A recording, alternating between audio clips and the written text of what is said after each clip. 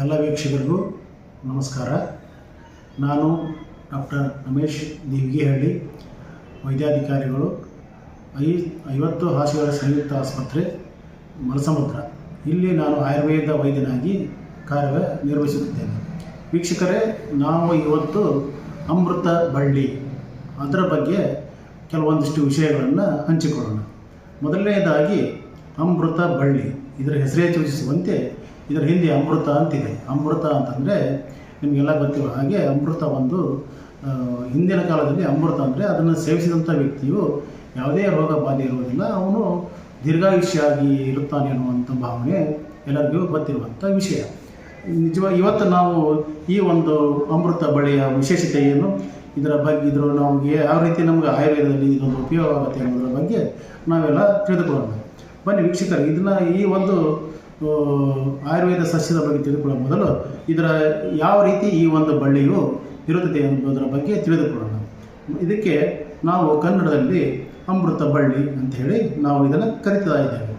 ಇದನ್ನು ಇಂಗ್ಲೀಷ್ನಲ್ಲಿ ನಾವು ಟಿನೋಸ್ಟೋರ್ ಕಾರ್ಡಿಫೋಲಿಯಾ ಎಂದು ಇಂಗ್ಲೀಷ್ನಲ್ಲಿ ಅಥವಾ ಆಂಗ್ಲ ಭಾಷೆಯಲ್ಲಿ ಇದನ್ನು ನಾವು ಕರಿತಾ ಇರ್ತೇವೆ. ನಾವು ಈ ಬಳ್ಳಿ ಸಾಕಷ್ಟು ಬಳ್ಳಿಗಳು ನೀವು ನೋಡಿರ್ಬೋದು, ಆದರೆ ಈ ಒಂದು ಅಮೃತ ಬಳ್ಳಿ ಇದು ಯಾವ ರೀತಿ ಇರುತ್ತೆ, ಇದನ್ನು ನಾವು ಹೇಗೆ ಗುರುತಿಸುವ ಅನ್ನೋ ಒಂದು ಭಾವನೆ ನಿಮ್ಮ ಮನಸ್ಸಿನಲ್ಲಿ ಬರ್ತಾ ಇರ್ಬೋದು. ಅಮೃತ ಬಳ್ಳಿಯನ್ನು ನಾವು ಗುರುತಿಸುವುದು ಅತಿ ಸುಲಭ. ಯಾವ ರೀತಿ ಅಂದರೆ ಅಮೃತ ಬಳ್ಳಿಯ ಎಲೆಗಳು ಹೃದಯ ಆಕಾರವಾಗಿ ಇರ್ತವೆ. ಹೃದಯದ ಆಕಾರ ಅಂದರೆ ನಿಮಗೆ ಗೊತ್ತಾಗ್ಬೋದು, ಹೃದಯ ಆಕಾರವಾಗಿರುವಂತಹ ಎಲೆಗಳು ಇದರಲ್ಲಿ ಇರ್ತವೆ. ಹಸಿರು ಬಣ್ಣದ ಎಲೆಗಳು ಇರ್ತವೆ. ಹಾಗೆಯೇ ಇದರ ಒಂದು ಕಾಂಡವು ಬೂದಿ ಬಣ್ಣದ ಒಂದು ಕಾಂಡವಿರುತ್ತದೆ. ಅದರ ಮೇಲೆ ಸಣ್ಣ ಸಣ್ಣ ಸಣ್ಣ ಸಣ್ಣ ಒಂದು ಚಿಕ್ಕೆಯ ಆಕಾರದ ಒಂದು ಆಕೃತಿ ಇರುತ್ತದೆ. ನೀವು ಅದನ್ನು ಸ್ಪರ್ಶ ಮಾಡಿದಾಗ ಅದು ನಿಮ್ಮ ಕೈಗೆ ಸ್ವಲ್ಪ ರಫ್ ಆಗಿ ಫೀಲ್ ಆಗುತ್ತೆ. ಹಾಗೆ ಇದು ಹಸಿರು ಮಿಶ್ರಿತ ಹಳದಿ ಬಣ್ಣದ ಹೂವುಗಳನ್ನು ಕೂಡ ಇದು ಮುಂದೆ 2-3 ತಿಂಗಳಲ್ಲಿ ಮುಂದೆ ಬಿಡುತ್ತೆ. ಹಾಗೆ ಇದರ ಒಂದು ಹಣ್ಣುಗಳು ಅವು ಮಾಗಿದಾಗ ಗಾಡು ಬಣ್ಣದ ಕೆಂಪು ಬಣ್ಣದ ಹಣ್ಣುಗಳಾಗಿ ಕಾಣಿಸ್ತವೆ. ಹಾಗೂ ಇದು ಒಂದು ಆಶ್ರಿತವಾಗಿ ಬೆಳೆಯುವಂಥ ಬಳ್ಳಿ. ಇದಕ್ಕೊಂದು ಆಶ್ರಯ ಬೇಕು, ಇದು ನೆಲದ ಮೇಲೆ ಬೆಳೆಯುವಂಥದ್ದಲ್ಲ. ಸೊ ಇದಕ್ಕೊಂದು ಏನಾದರೂ ನಾವು ಒಂದು ಕಬ್ಬಿಣದ ಒಂದು ಚಪ್ಪರವನ್ನು ಅಥವಾ ಯಾವುದರ ಒಂದು ಗಿಡದ ಆಸರೆಯನ್ನು ಬೆಳೆದಾಗ ಅದರೊಂದಿಗೆ ಇದು ಹಬ್ಬಿ ಬೆಳೆಯುವಂಥ ಒಂದು ಸಸ್ಯವಾಗಿದೆ. ಇದನ್ನು ನಾವು ಮಣ್ಣಿನಲ್ಲಿ ಇದನ್ನು ಬೆಳೆಯುವ ವಿಧಾನವೂ ಕೂಡ ಅತಿ ಸುಲಭವಾಗಿದೆ. ಇದು ಈ ಒಂದು ಬಳ್ಳಿಯ ಯಾವುದೇ ಒಂದು ಕಾಂಡವನ್ನು ಒಂದು ಕೆಂಪು ಮಣ್ಣಿನಲ್ಲಿ ಅದನ್ನು ಈ ಒಂದು ಕಾಂಡವನ್ನು ನಾಟಿ ಮಾಡಿದಾಗ ಅದೇ ಕಾಂಡದಿಂದ ಇದೊಂದು ಬಳ್ಳಿಯು ಬೆಳೆಯುತ್ತದೆ. ಇದನ್ನು ಬೆಳೆಯುವುದು ಕೂಡ ಅತಿ ಸುಲಭವಾಗಿರುವುದು. ಅದಕ್ಕೆ ನೀವು ಕೊಟ್ಟಿಗೆ ಗೊಬ್ಬರ ಅಥವಾ ಸಗಣಿ ಗೊಬ್ಬರವನ್ನು ಸ್ವಲ್ಪ ಹಾಕಿ ಅದಕ್ಕೆ ಸ್ವಲ್ಪ ಮಣ್ಣನ್ನು ಹಾಕಿ ಮೇಲೆ ಸ್ವಲ್ಪ ನೀರನ್ನು ಹಾಕಿದರೆ ಅದು ಕೆಲವೇ ದಿನಗಳಲ್ಲಿ ಬಳ್ಳಿಯು ಚೆನ್ನಾಗಿ ಬೆಳೆಯುವುದು ನಿಮಗೆ ಕಂಡು ಬರ್ತದೆ. ಈ ಒಂದು ಬಳ್ಳಿಯು ಅತಿ ಶ್ರೇಷ್ಠವಾಗಿರುವುದು. ಇದನ್ನು ನಾವು ಪ್ರವಾಸಿ ಮಂದಿರಗಳಲ್ಲಿ ದೊಡ್ಡ ದೊಡ್ಡ ಬಂಗಲೆಗಳಲ್ಲಿ ಹಿಂದೆಲ್ಲ ನೋಡ್ತಾ ಇದ್ವಿ. ಒಂದು ಚಪ್ಪರದ ಥರ ನಿರ್ಮಾಣ ಮಾಡಿ ಆ ಒಂದು ಚಪ್ಪರದ ಮೇಲೆ ಇದೊಂದು ಬಳ್ಳಿಯನ್ನು ಬೆಳೆಸ್ತಾ ಇದ್ದರು. ಅದಕ್ಕೆ ಕಾರಣ ಏನಂದರೆ ಬಿಸಿಲು ದಿನಗಳಲ್ಲಿ ಈ ಬಳ್ಳಿ ಮೂಲಕ ಹಾದು ಬರುವಂಥ ಗಾಳಿಯು ಕೂಡ ತಂಪಾಗಿ ಇರುತ್ತದೆ ಮತ್ತು ಇದರಿಂದ ಬರುವಂಥ ಗಾಳಿಯು ಕೂಡ ಉಸಿರಾಟ ತೊಂದರೆ ಏನಾದರೂ ಇದ್ದರೂ ಕೂಡ ಅದನ್ನು ಕಡಿಮೆ ಮಾಡುತ್ತದೆ ಅನ್ನೋ ಒಂದು ದೃಷ್ಟಿಕೋನದಿಂದ ಹಿಂದೆಲ್ಲ ನಾವು ಪ್ರವಾಸಿ ಮಂದಿರಗಳಲ್ಲಿ ದೊಡ್ಡ ದೊಡ್ಡ ಬಂಗಲೆಗಳಲ್ಲಿ ಇದನ್ನು ಚಪ್ಪರದ ರೀತಿ ಹಾಕಿ ಇದರ ಮೇಲೆ ಅದನ್ನು ಬಳ್ಳಿಯನ್ನು ಬೆಳೆಸುವಂಥ ಒಂದು ಯೋಜನೆಗಳನ್ನು ನಾವು ಹಿಂದೆ ನೋಡ್ತಾ ಇದ್ವಿ. ಹಾಗೂ ಹಿಂದೆ ನಮ್ಮ ಹಿರಿಯರಲ್ಲಿ ಕೂಡ ಒಂದು ಪ್ರತೀತಿ ಇತ್ತು, ಒಂದು ನಂಬಿಕೆ ಇತ್ತು. ಇದೇನು ಚಪ್ಪರ ಥರ ಇದನ್ನು ಬಳ್ಳಿ ಬೆಳೆಸ್ತಾರಲ್ಲ, ಅದರ ಮಾರ್ಗವಾಗಿ ಅಥವಾ ಅದರ ಬುಡದಲ್ಲಿ ಯಾವುದೇ ಎತ್ತಿನ ಗಾಡಿ ಅಥವಾ ಯಾವುದೇ ವಾಹನಗಳು ಚಲಿಸಿದಾಗ ಮುಂದೆ ಯಾವುದೇ ಅವಘಡ ಆಗೋದಿಲ್ಲ ಅಥವಾ ಯಾವುದೇ ಒಂದು ಆಕ್ಸಿಡೆಂಟ್ಗಳು ಕೂಡ ನಮಗೆ ಆಗೋದಿಲ್ಲ ಅನ್ನೋ ಒಂದು ನಂಬಿಕೆ ನಮ್ಮ ಹಿರಿಯರ ಕಾಲದಲ್ಲಿ ಇತ್ತು. ಇದಿಷ್ಟು ಈ ಒಂದು ಔಷಧಿ ದ್ರವ್ಯದ ಬಗ್ಗೆ ಇರುವಂಥ ಮಾಹಿತಿ. ಇದು ಯಾವ ರೀತಿ ಕಾಣುತ್ತೆ, ಇದು ಹೂವುಗಳು ಯಾವ ರೀತಿ ಇರ್ತವೆ, ಹೂವಿನ ಬಣ್ಣ ಯಾವ ರೀತಿ ಇರುತ್ತೆ ಅನ್ನೋದರ ಒಂದು ಮಾಹಿತಿಯನ್ನು ಈಗ ನಾವು ತಿಳಿದುಕೊಂಡ್ವಿ. ನಂತರ ಇದು ನಮಗೆ ಯಾವ ರೀತಿ ಇದು ಒಂದು ನಮ್ಗೆ ಉಪಯೋಗಕಾರಿಯಾಗಿದೆ, ಅಥವಾ ಇದು ಒಂದು ಎಲೆ ಅಥವಾ ಬಳ್ಳಿ, ಇದರ ತೊಗಟೆ, ಇದರ ಕಾಂಡ, ಹೂವು ನಮಗೆ ದೇಹದ ಮೇಲೆ ಯಾವ ರೀತಿ ಪರಿಣಾಮ ಬೀರುತ್ತೆ, ಯಾವ ಅಂಶಗಳು ನಮ್ಮನ್ನು ಇದು ಉಪಯುಕ್ತವಿದೆ ಅನ್ನೋದನ್ನು ಈಗ ತಿಳಿದುಕೊಳ್ಳೋಣ. ಏನಂದರೆ ನಮ್ಮ ದೇಹದಲ್ಲಿ ನಿಮಗೆಲ್ಲ ಗೊತ್ತಿರುವಂಗೆ ಆಯುರ್ವೇದ ಶಾಸ್ತ್ರದಲ್ಲಿ ವಾತ, ಪಿತ್ತ, ಕಫ ಎನ್ನುವಂತಹ 3 ತ್ರಿದೋಷಗಳು ನಮ್ಮ ದೇಹದಲ್ಲಿ ಇರ್ತವೆ. ಈ ತ್ರಿದೋಷಗಳು ಸರಿಯಾಗಿದ್ದರೆ, ಈ ತ್ರಿದೋಷಗಳು ಸರಿಯಾಗಿ ಕೆಲಸ ಮಾಡಿದರೆ, ಸಮ ಪ್ರಮಾಣದಲ್ಲಿದ್ದರೆ ಮಾತ್ರ ನಾವು ಆರೋಗ್ಯವಾಗಿ ಇರ್ತೇವೆ. ಅದೇ ರೀತಿ ಈ ಒಂದು ಅಮೃತ ಬಳ್ಳಿ ಅಥವಾ ಎಲೆ ಅಥವಾ ತೊಗಟೆ ಈ ಒಂದು ತ್ರಿದೋಷಗಳನ್ನು ಸರಿಯಾಗಿ ಕಾರ್ಯನಿರ್ವಹಿಸುವ ಒಂದು ನಿಟ್ಟಿನಲ್ಲಿ ಒಂದು ಕೆಲಸವನ್ನು ಮಾಡ್ತದೆ. ಇದನ್ನು ನಾವು ಅನೇಕ ರೋಗಗಳಲ್ಲಿಯೂ ಕೂಡ ನಾವು ಬಳಸಬಹುದು. ನಿಮಗೆಲ್ಲ ಗೊತ್ತಿರೋ ಹಾಗೆ ಹಿಂದಿಗೆಲ್ಲ ನಮ್ಮ ಹಿರಿಯರು ಜ್ವರ ಬಂದಾಗ ಇದೊಂದು ಎಲೆಯನ್ನು ನಾವು ಅಥವಾ ತೊಗಟೆಯನ್ನು ನಾವು ಅದನ್ನು ಕಾಂಡವನ್ನು ಜಜ್ಜಿ ಜೇನುತುಪ್ಪದೊಂದಿಗೆ ಹಸಿ ಖಾಲಿ ಹೊಟ್ಟೆಯಲ್ಲಿ ಸೇವಿಸಿದಾಗ ಜ್ವರವು ಕೂಡ ಕಡಿಮೆ ಆಗ್ತದೆ. ಅದನ್ನು ನೀವು ಪ್ರಯತ್ನ ಮಾಡಿ ನೋಡಬಹುದು. ಹಿಂದೆಲ್ಲ ನಾವು ಕಷಾಯಗಳನ್ನು ನಮ್ಮ ಹಿರಿಯರು ಮತ್ತು ನಮ್ಮ ಅಜ್ಜ ಮುತ್ತಜ್ಜರು ಕಷಾಯಗಳನ್ನು ಸೇವಿಸ್ತಾ ಇದ್ದರು. ಈಗಿನ ನಮ್ಮ ಆಧುನಿಕ ಕಾಲದಲ್ಲಿ ನಾವು ಎಲ್ಲ ಕಷಾಯಗಳನ್ನೆಲ್ಲ ಮರೆತು ಬಿಟ್ಟಿದ್ದೇವೆ. ಇವಾಗ ನಾವು ಟೀ, ಕಾಫಿ, ಏನೇನೋ 108 ಒಂದು ಪಾಶ್ಚಿಮಾತ್ಯ ಪದ್ಧತಿಗಳ ಒಂದು ದ್ರವ್ಯಗಳನ್ನು ನಾವು ಸೇವಿಸ್ತಾ ಇದ್ದೇವೆ. ಅವು ಆರೋಗ್ಯಕ್ಕೆ ಹಾನಿಕರನೂ ಹೌದು. ಮೊದಲೆಲ್ಲ ನಾವು ಒಂದು ಕಷಾಯಗಳನ್ನು ಸೇವಿಸ್ತಾ ಇದ್ವಿ. ಇದು ಅಮೃತ ಬಳ್ಳಿ ಕಷಾಯವನ್ನು ಕೂಡ ನಾವು ಮಾಡಬಹುದು. ಇದಕ್ಕೆ ಬೇಕಾಗಿರುವಂಥ ಸಾಮಗ್ರಿಗಳು ಏನು, ನಾವು ಮಾರ್ಕೆಟ್ನಲ್ಲಿ ಹೋಗಿ ಅತಿ ಹೆಚ್ಚು ಹಣವನ್ನು ವ್ಯಯ ಮಾಡಿ ತರುವಂಥ ಸಾಮಗ್ರಿಗಳು ಏನಿರುವುದಿಲ್ಲ. ನಮ್ಮ ಅಡುಗೆ ಮನೆಯಲ್ಲಿ ಸಿಗುವಂಥ ಪದಾರ್ಥಗಳನ್ನು ಬಳಸಿ ನಾವು ಇದರ ಕಷಾಯವನ್ನು ಕೂಡ ಮಾಡಬಹುದು. ಯಾವ ರೀತಿ ಅಂತಂದರೆ ಅಮೃತ ಬಳ್ಳಿಯ ಎಲೆ ಮತ್ತು ತುಳಸಿ ಎಲೆ ಹಾಗೂ ಅಮೃತ ಬಳ್ಳಿಯ ಕಾಂಡ ಮತ್ತು ಮನೆಯಲ್ಲಿ ಸಿಗುವಂತಹ ಅರಿಶಿಣ, ಮನೆಯಲ್ಲಿ ಸಿಗುವಂತಹ ಕಾಳುಮೆಣಸು ಹಾಗೂ ಮನೆಯಲ್ಲಿ ಸಿಗುವಂತಹ ಜೀರಿಗೆ, ಹೀಗೆ ಅಡುಗೆ ಮನೆ ಸಾರು ಇವೆಲ್ಲ ದ್ರವ್ಯಗಳನ್ನು ಹಾಕಿ ನಾವು ಅದನ್ನು ಕುದಿಸಿ ಕಷಾಯ ಮಾಡಿಕೊಂಡು ಕುಡಿಯೋದ್ರಿಂದ ಕೂಡ ಅನೇಕ ನಮ್ಮ ದೇಹದಲ್ಲಿರುವಂತಹ ತೊಂದರೆಗಳನ್ನು ನಾವು ನಿವಾರಣೆ ಮಾಡ್ಕೋಬಹುದು.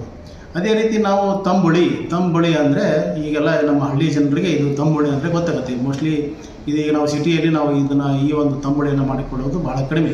ತಂಬುಳಿ ಅಂದರೆ ಅದು ಸಾರಿನ ರೂಪದಲ್ಲಿ ಒಂದು ಪದಾರ್ಥ.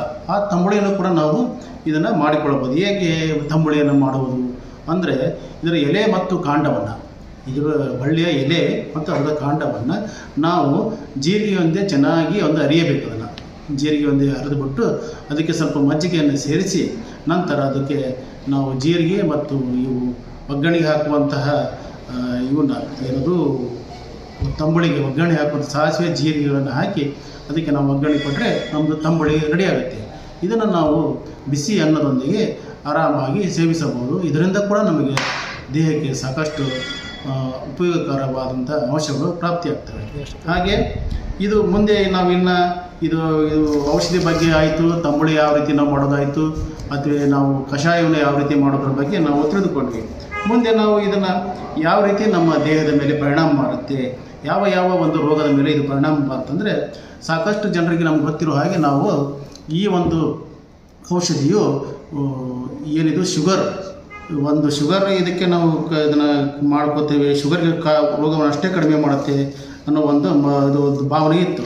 ಶುಗರ್ ಅಂದರೆ ಮಧುಮೇಹ, ಕನ್ನಡದಲ್ಲಿ ನಾವು ಇದಕ್ಕೆ ಮಧುಮೇಹ ಅಂತ ಕರಿತೀವಿ. ಮಧುಮೇಹದಲ್ಲಿ ಕೂಡ ಅತೀ ಒಂದು ಉಪಯುಕ್ತವಾದಂಥ ಒಂದು ಔಷಧಿ ಇದ್ರಾಗ.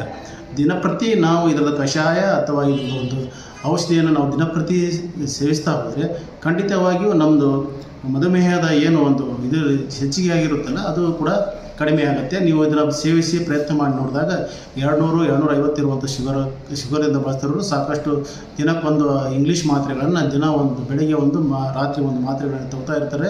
ನಾವು ಈ ಒಂದು ದ್ರವ್ಯವನ್ನು ಸೇವಿಸಿರೋದ್ರಿಂದ ಅದು ನಾವು ಕಡಿಮೆ ಮಾಡ್ಬೋದು. ಅದನ್ನು ನೀವು 15 ದಿವಸ ಅಥವಾ 1 ತಿಂಗಳು ಇದನ್ನು ಪ್ರಯತ್ನ ಮಾಡಿ ನೋಡಿ.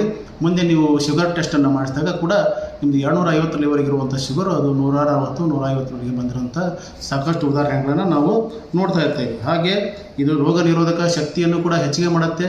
ಯಾಕಂದರೆ ಸಾಕಷ್ಟು ನಮಗೆ ಈಗ ಶೀತ, ನೆಗಡಿ, ಜ್ವರ, ಕೆಮ್ಮು ಈ ಥರ ಯಾವ ರೋಗ ನಿರೋಧಕ ಶಕ್ತಿ ನಮಗೆ ಕಡಿಮೆ ಇರೋದರಿಂದ ಕೂಡ ಇವೆಲ್ಲ ಹಲವಾರು ಕಾಯಿಲೆಗಳು ಬರ್ತವೆ. ಕೋವಿಡ್ ಅಂತ ಕಾಯಿಲೆ ಕೂಡ ನಮ್ಮ ರೋಗ ನಿರೋಧಕ ಶಕ್ತಿ ಕಡಿಮೆ ಇರೋದ್ರಿಂದ ಅಂಥ ಕಾಯಿಲೆಗಳೆಲ್ಲ ಬರ್ತವೆ. ಸೊ ನಾವು ಈ ಒಂದು ಔಷಧಿಗಳನ್ನು ನಾವು ಸೇವಿಸಿರೋದ್ರಿಂದ ನಮ್ಮ ದೇಹದಲ್ಲಿರುವಂಥ ರೋಗ ನಿರೋಧಕ ಶಕ್ತಿಯನ್ನು ಕೂಡ ನಾವು ಹೆಚ್ಚಿಗೆ ಮಾಡಿಕೊಳ್ಳೋ ನಿಟ್ಟಿನಲ್ಲಿ ಈ ಒಂದು ಅಮೃತ ಬಳ್ಳಿ ತುಂಬ ಪರಿಣಾಮಕಾರಿಯಾಗಿದೆ. ಅದೇ ಈ ಮೊದಲೇ ಹೇಳಿದಂಗೆ ಜ್ವರದಲ್ಲಿ ಕೂಡ ಇದನ್ನು ನಾವು ಖಾಲಿ ಹೊಟ್ಟೆಯಲ್ಲಿ ಇದರ ಒಂದು ರಸವನ್ನು ನಾವು ಜೇನುತುಪ್ಪದೊಂದಿಗೆ ಸೇವಿಸೋದ್ರಿಂದ ಕೂಡ ನಾವು ಇದರಲ್ಲಿ ಜ್ವರವನ್ನು ಕೂಡ ಕಡಿಮೆ ಮಾಡ್ಬೋದು. ಹಾಗೆ ಸಾಕಷ್ಟು ಜನರಿಗೆ ಈಗ ಅಸಿಡಿಟಿ ಅಥವಾ ಜೀರ್ಣಕ್ರಿಯೆಯ ಒಂದು ತೊಂದರೆ ಕೂಡ ತುಂಬ ಇರುತ್ತೆ.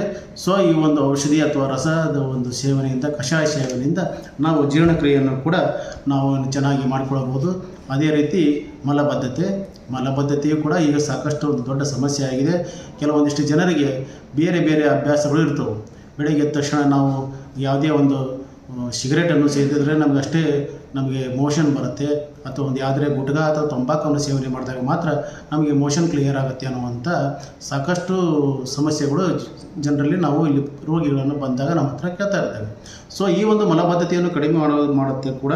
ಈ ಒಂದು ಮಲಬದ್ಧತೆ ಕಡಿಮೆ ಮಾಡೋಕ್ಕೆ ಇದರ ಎಲೆ ಮತ್ತು ಸ್ವಲ್ಪ ಬೆಲ್ಲ ಬೆಳಗ್ಗೆ ಎದ್ದ ತಕ್ಷಣ ಖಾಲಿ ಹೊಟ್ಟೆಯಲ್ಲಿ ಎಲೆ ಮತ್ತು ಬೆಲ್ಲವನ್ನು ಚೆನ್ನಾಗಿ ನಾವು ಅರೆದು ಖಾಲಿ ಹೊಟ್ಟೆಯಲ್ಲಿ ಸೇವಿಸಿದಾಗ ಕೂಡ ಮಲಬದ್ಧತೆಯನ್ನು ನಾವು ಕಡಿಮೆ ಮಾಡಿಕೊಳ್ಳಬಹುದು.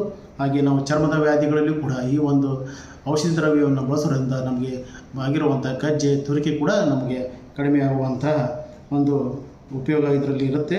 ಹಾಗೆ ನಾವು ಸಂಧಿವಾತ ಅಥವಾ ಕಿಡ್ನಿ ಸ್ಟೋನ್ ಇದರಲ್ಲಿಯೂ ಕೂಡ ನಾವು ಈ ಒಂದು ಅಮೃತ ಬಳ್ಳಿಯು ಅತಿ ಉಪಯುಕ್ತವಾಗಿದೆ.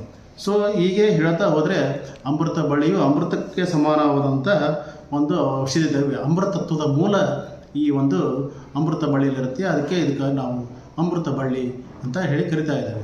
ಸೊ ಇದು ಎಲ್ಲರಿಗೂ ಸಾಕಷ್ಟು ಉಪಯೋಗಕಾರಿಯಾಗಿರೋದ್ರಿಂದ ಇದನ್ನು ನಿಮ್ಮ ಮನೆ ಹಿತ್ತಲಲ್ಲಿ ನಿಮ್ಮ ಮನೆಯ ಮುಂದೆ ಜಾಗ ಇದ್ದರೆ ಅಥವಾ ನೀವು ಪಾಟ್ನಲ್ಲಿ ಕೂಡ ಈ ಒಂದು ಅಮೃತ ಬಳ್ಳಿಯನ್ನು ಬೆಳೆಯಬಹುದು.